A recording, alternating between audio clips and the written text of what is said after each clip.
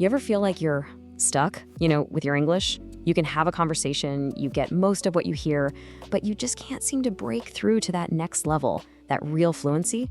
Well, that's called the intermediate plateau. And trust me, it's where so many passionate learners get stuck. In this explainer, we're not just going to talk about the problem. We are going to build a real, concrete roadmap to help you smash right through it and finally get the fluency you've been working so hard for. Okay, so first things first, let's just take a second to figure out where you are right now. Here's a quick little test for yourself. Can you confidently, without hesitating, explain the plot of a really complex movie or book in English? If you find yourself kind of searching for the right words or you have to simplify your ideas, you're probably in that B1/B2 range. And hey, that is a great place to be, because knowing exactly where you are is the very first step to figuring out where you're going to go next.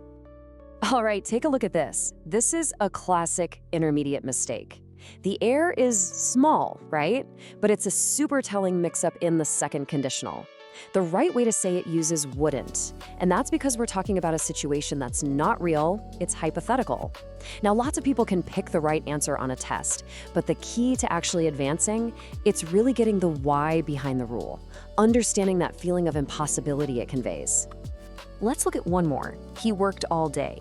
I mean, that's perfectly fine, but he had been working all day. That paints a much, much richer picture, doesn't it? It tells a whole story.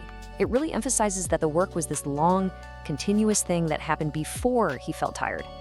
This is the power of the past perfect continuous. It adds this whole other layer of time and context that separates good English from truly great English. You see, these small but really significant errors, that is the definition of the intermediate plateau. It's that super frustrating gap between knowing the rules in a textbook and actually using them instinctively, precisely in a real conversation. So the big question is, how do you bridge that gap? How do you become a truly sophisticated communicator? Let's break down the strategy. And this, right here, this gets to the absolute heart of the matter. The high achievers, the people who score a 7.5 or higher on the IELTS, they don't just study more, they study completely differently. They make this fundamental shift from being a student, just focused on passing tests, to being a communicator, focused on using the language as this powerful, amazing tool. Okay, our first strategy is a total game changer. It's all about completely transforming your relationship with your own mistakes. Instead of seeing them as failures that you just need to erase, we need to start treating them like valuable clues, like a treasure map that can guide our learning journey forward. This quote just says it all perfectly. The most successful learners, they get curious about their errors. They ask, why? Why did I use that verb tense? What little bit of nuance did I miss there? See, this deep analysis is where the real growth happens. A mistake isn't a setback, it's literally a roadmap to your next breakthrough. So how do you actually do this? Well, it's a pretty simple 4-step process. First, just identify the error. Easy enough. Second, dissect the rule.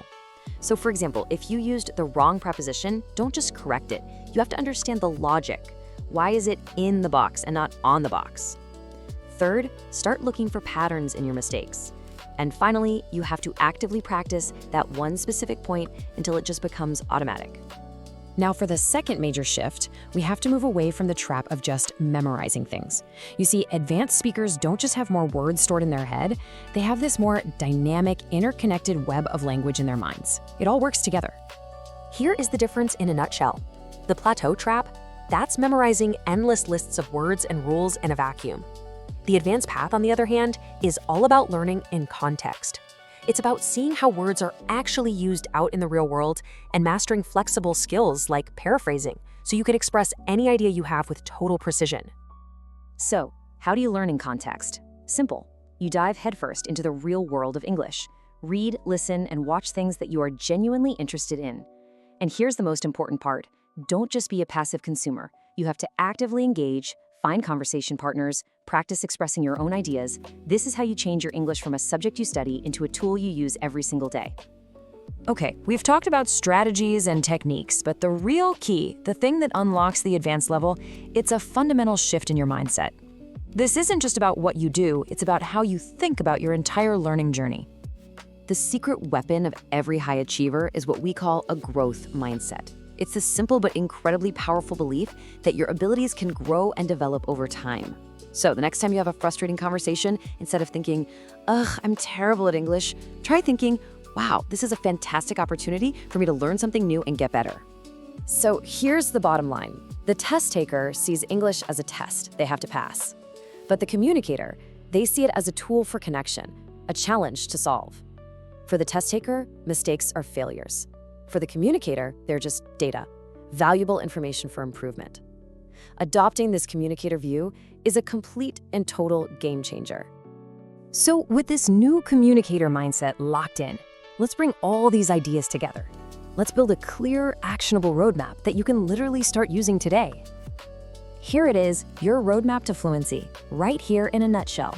Dissect your mistakes with curiosity, learn new language in context, adopt that growth mindset, and immerse yourself every single day. These 4 steps, if you practice them consistently, will be the engine that drives you right off that intermediate plateau and straight into advanced territory. So I'll leave you with this one question. What is one small thing you can do today to start using English, not just studying it? Because that simple shift, that one action, that's the first real step on your journey to true, confident fluency.